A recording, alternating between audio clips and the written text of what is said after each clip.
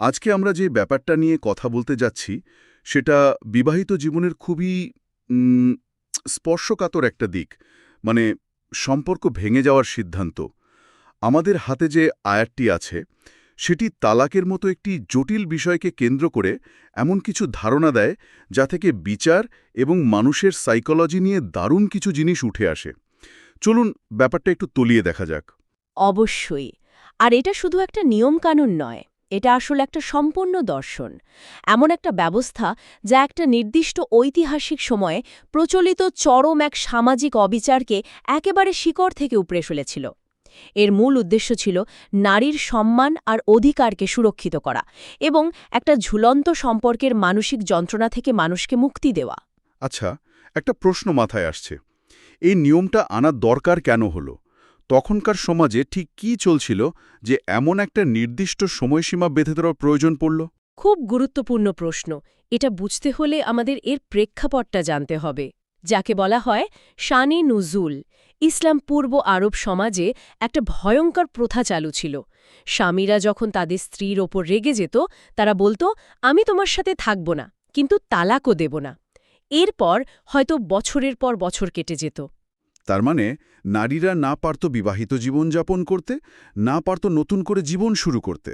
সম্পর্কটা যেন একটা অদৃশ্য খাঁচায় বন্দী। এটা শুনতে তো অনেকটা আজকের যুগের গোস্টিংয়ের একটা চরম সংস্করণ মনে হচ্ছে। সম্পর্ক শেষ না করে বছরের পর বছর একজনকে ঝুলিয়ে রাখা, এটা তো এক ধরনের মানসিক নির্যাতন। ঠিক তাই, এটা মানসিক নির্যাতনেরই নামান্তর। ভাবুন একবার সেই যুগের একজন নারীর কথা। ধরা যাক তার নাম ফাতিমা। তার স্বামী তাকে ত্যাগ করে রেখেছে। 10 বছর কেটে গেল। ফাতিমা না বিবাহিত, না মুক্ত। সে নতুন করে জীবন শুরু করতে পারছে না, আবার স্বামীর কোনো অধিকারও পাচ্ছে না। ইসলাম এসে ঠিক এই অদৃশ্য কারাগারটি ভেঙে দিয়েছে। এই প্রেক্ষাপটেই আমরা আজকের আয়াতটি নিয়ে আলোচনা করব, যা হল সূরা আল বাকারার 227 নম্বর আয়াত। তাহলে আয়াতটি যদি একটু শোনাতেন। আয়াতটি হল, ওয়া ইন আজমতুম তালাক ফা ইন্নাল্লাহা সামিউন আলিম। এবং এর বাংলা অর্থ? এর সহজ অর্থ হল, কিন্তু যদি তারা তালাক দেওয়ারই চূড়ান্ত সিদ্ধান্ত নেয়, তবে নিশ্চয়ই আল্লাহ সর্বশ্রোতা, সর্বজ্ঞ। সর্বশ্রোতা, সর্বজ্ঞ, অল হিয়ারিং, অল নোয়িং। এই শব্দ দুটো এখানে খুব শক্তিশালী। আমার প্রথম ভাবনা হলো, এটা শুধু তালাকের ঘোষণা শোনার কথা বলছে না, বরং যে পরিস্থিতিতে এই সিদ্ধান্ত নেওয়া হচ্ছে তার পেছনের অব্যক্ত যন্ত্রণা, চাপ বা অবিচার সবকিছুর কথাই বলা হচ্ছে। আমি কি খুব বেশি গভীরে ভাবছি? না, একদমই না। আপনি একেবারে মূল জায়গাটা ধরেছেন। এখানেই এই আয়াতের সৌন্দর্য। চলুন এই 4 মাসের নিয়মটা নিয়ে কথা বলি। ইসলাম একটি স্পষ্ট নিয়ম স্থাপন করে। স্বামী যদি স্ত্রীকে ত্যাগ করে, তবে তাকে 4 মাস সময় দেওয়া হবে। এই সময়ের মধ্যে তাকে সিদ্ধান্ত নিতে হবে, হয় সে স্ত্রীর কাছে ফিরে যাবে এবং সম্পর্ক স্বাভাবিক করবে, অথবা তাকে সম্মানজনকভাবে তালাক দিয়ে মুক্ত করে দেবে। তার মানে এই 4 মাসের নিয়মটা শুধু একটা আইনি ব্যাপার না, এটা একরকম মানসিক ফার্স্ট এইড। সম্পর্কটা যখন মারাত্মকভাবে আহত, তখন তাকে বছরের পর বছর রক্তক্ষরণ করতে না দিয়ে একটা নির্দিষ্ট সময়ের মধ্যে হয় সারিয়ে তোলার চেষ্টা করা হয়, অথবা একটা সম্মানজনক সমাপ্তি টানা হয়। এটাকে এক ধরনের স্পিরিচুয়াল ট্রিয়াজ বলা যেতে পারে। চমৎকার বলেছেন। স্পিরিচুয়াল ট্রিয়াজ, এই শব্দটা একদম সঠিক। এটা ঠিক তাই যা মনোবিজ্ঞানীরা আজ বলেন অ্যাম্বিগুয়াস লস বা অস্পষ্ট ক্ষতি। সেই যন্ত্রণা যখন আপনি জানেন না যে একজন মানুষ আপনার জীবনে আছে নাকি নেই। এই নীতিটি 1400 বছর আগেই সেই সমস্যার সমাধান দিয়েছিল। 4 মাস পর সম্পর্কটিকে আর ঝুলন্ত অবস্থায় রাখা যাবে না। একটি স্থায়ী সিদ্ধান্ত নিতেই হবে। আর এখানেই আল্লাহ সর্বশ্রোতা সর্বজ্ঞা কথাটি প্রাসঙ্গিক হয়ে ওঠে। এর মানে কি দাঁড়ায়? এর মধ্যে 2টি বার্তা একসঙ্গে রয়েছে, একটি সতর্ক বার্তা এবং অন্যটি গভীর সান্ত্বনা। সতর্ক বার্তা হল স্বামীদের জন্য। তালাকের মতো একটা জীবনের মোড় ঘুরিয়ে দেওয়ার সিদ্ধান্ত যেন মোমেন্টারি অ্যাঙ্গার বা আবেগের বশে না নেওয়া হয়। আল্লাহ প্রতিটি কথা শুনছেন, এমনকি মনের গভীরে লুকিয়ে থাকা উদ্দেশ্য তিনি জানেন। কে সত্য বলছে, কে মিথ্যা অভিযোগ দিয়ে নিজেকে বাঁচানোর চেষ্টা করছে, বা কে আসলে অত্যাচারী, কিছুই তার কাছে গোপন নয়। এটা তো একটা বড় দায়িত্ববোধের ব্যাপার। তার মানে এই সিদ্ধান্ত নেওয়ার সময় শুধু সামাজিক বা আইনি দিক দেখলেই হবে না, নিজের বিবেকের কাছেও পরিষ্কার থাকতে হবে। কিন্তু বাস্তবে এটা কতটা সম্ভব? মানুষ তো প্রায়ই আবেগের বসে ভুল করে। আর ঠিক এই কারণেই 4 মাসের সময় দেওয়া হয়েছে। এই সময়টা হলো কুলিং অফ পিরিয়ড। রাগের মাথায় মানুষ অনেক কিছুই করে, কিন্তু 4 মাস একটা লম্বা সময়। এই সময় রাষ্ট্রীয়ভাবে ভাবার এবং ভুল বোঝাবুঝি দূর করার সুযোগ থাকে। ইসলাম সম্পর্ক টিকিয়ে রাখার জন্য আলোচনাকে সর্বোচ্চ উৎসাহিত করে, কিন্তু সব চেষ্টার পরেও যদি তা ব্যর্থ হয় তবে একটা স্পষ্ট পথও দেখিয়ে দেয়। আর সান্ত্বনার দিকটি হল অত্যাচারিত পক্ষের জন্য, বিশেষ করে স্ত্রীর জন্য। যদি সে সত্যিই অন্যায় বা প্রতারণার শিকার হয়, তবে তাকে মনে রাখতে হবে যে এক সত্তা আছেন যিনি তার অবস্থা সম্পর্কে পুরোপুরি অবগত এবং তিনিই চূড়ান্ত সুবিচার করবেন।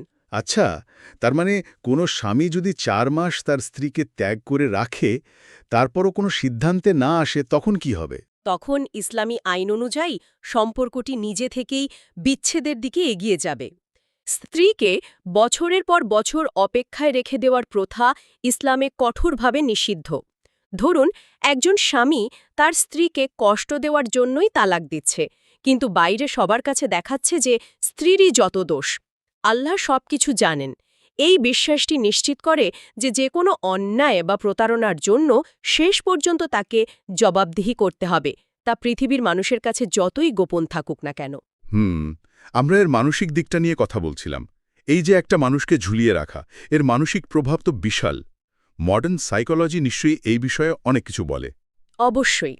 দীর্ঘমেয়াদী অনিশ্চিততা মানুষের মধ্যে ক্রনিক স্ট্রেস, অ্যাংজাইটি এবং ডিপ্রেশন তৈরি করে। যখন একজন মানুষ জানে না তার সম্পর্কের ভবিষ্যৎ কি, সে সামনেও এগোতে পারে না, আবার পেছনেও ফিরতে পারে না।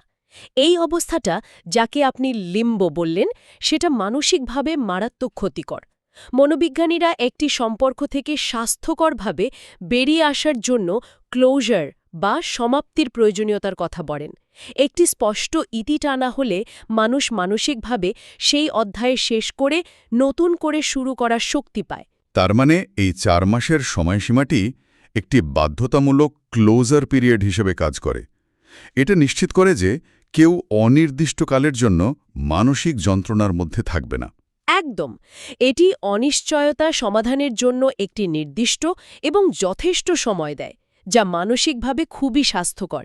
এটি মানুষকে তাদের জীবনের নিয়ন্ত্রণ নিজের হাতে ফিরিয়ে নিতে সাহায্য করে। এটা এক প্রকার মানসিক স্বাস্থ্য সুরক্ষা ব্যবস্থা। আর এই ব্যক্তিগত মানসিক স্বাস্থ্যের প্রভাব তো শুধু ব্যক্তির মধ্যে সীমাবদ্ধ থাকে না, এটা তো পুরো সমাজকে প্রভাবিত করে। সমাজবিজ্ঞানের দৃষ্টিকোণ থেকে এর তাৎপর্য কি? সমাজবিজ্ঞানের দিক থেকে দেখলে এটাকে বলা যায় সোশ্যাল ক্ল্যারিটি বা সামাজিক স্বচ্ছতা। পরিবার হল সমাজের মূল ভিত্তি। যখন একটি পরিবারের কাঠামো অস্পষ্ট বা ঝুলন্ত থাকে, তখন সেটা শুধু দম্পতির মধ্যেই নয়, তাদের সন্তানদের মধ্যেও মারাত্মক বিভ্রান্তি তৈরি করে। সন্তানেরা একটি অনিশ্চিত পারিবারিক পরিবেশে বেড়ে উঠলে তাদের মানসিক বিকাশে নেতিবাচক প্রভাব পড়ে। তারা নিরাপত্তা বোধ করে না। ঠিক, কারণ শিশুরা স্থিতিশীলতা চায়। তাদের কাছে বাবা মায়ের সম্পর্কটা হলো পৃথিবীর সবচেয়ে নিরাপদ আশ্রয়। সেই আশ্রয় যখন নড়বড়ে হয়ে যায়, তখন তাদের পুরো পৃথিবীটাই কেঁপে ওঠে। ঠিক তাই। আর শুধু সন্তানরাই নয়, ব্যাপারটা আরও বড়। একটি অস্পষ্ট সম্পর্ক সামাজিক ক্ষেত্রেও জটিলতা তৈরি করে। যেমন উত্তরাধিকারের প্রশ্ন, সামাজিক দায়িত্বের প্রশ্ন, বা কমিউনিটিতে ওই নারীর স্টেটাস কী হবে, এসব কিছু নিয়েই ধোঁয়াশা তৈরি হয়। এই নিয়মটা একটা পরিষ্কার সামাজিক স্টেটাস নিশ্চিত করে, আপনি হয় বিবাহিত, না হয় বিচ্ছেদপ্রাপ্ত। এই ধূসর এলাকাটাকে সমাজের ভালোর জন্যই কমিয়ে আনা হয়েছে। হয় সম্পর্কটা ঠিক হবে, নতুবা একটি সম্মানজনক সমাপ্তি ঘটবে। দুটোই সমাজের জন্য একটা ঝুলন্ত অবস্থার চেয়ে হাজার গুণে ভালো। তাহলে পুরো আলোচনার সারমর্ম যদি আমরা এক জায়গায় করি, আমরা তালাক সম্পর্কিত একটি ছোট আয়াত দিয়ে শুরু করেছিলাম, কিন্তু সেখান থেকে কথা গড়ালো সামাজিক ন্যায়বিচার, নারীর অধিকার, মানসিক সুস্থতা এবং সামাজিক স্থিতিশীলতার মতো বিশাল সব বিষয়। সংক্ষেপে বললে, প্রথম এবং প্রধান শিক্ষা হল দাম্পত্য বিষয়ে যে কোনো সিদ্ধান্ত, বিশেষ করে বিচ্ছেদের মতো বিষয়, তাৎক্ষণিক আবেগ দিয়ে নয়, বরং ন্যায়, বিবেচনা এবং গভীর চিন্তার ভিত্তিতে হওয়া উচিত। চূড়ান্ত ভাবনার পরই এই পথে এগোনো উচিত। দ্বিতীয়ত, নারীর অধিকার রক্ষা। এটা আমার কাছে একটা অসাধারণ দিক মনে হয়েছে। একটা প্রথা যা নারীকে মানসিক কারাগারে বন্দী করে রাখত তাকে ভেঙে দেওয়া হলো। অবশ্যই। দ্বিতীয় মূল বিষয়টি হল ইসলাম নারীর অধিকার রক্ষায় স্পষ্ট বিধান দিয়েছে। তাকে অনির্দিষ্টকাল অপেক্ষায় রেখে নির্যাতন করার সুযোগ চিরতরে বন্ধ করে দিয়েছে। তৃতীয়ত, 4 মাসের অপেক্ষার নীতিটি একটি ভারসাম্যপূর্ণ এবং মনস্তাত্ত্বিকভাবে সুস্থ সমাধান। এটি চিন্তা করার এবং সম্পর্ক পুনরুদ্ধারের জন্য যথেষ্ট সময় দেয়, কিন্তু অনির্দিষ্টকালের জন্য ঝুলিয়ে রেখে কষ্ট দেয় না।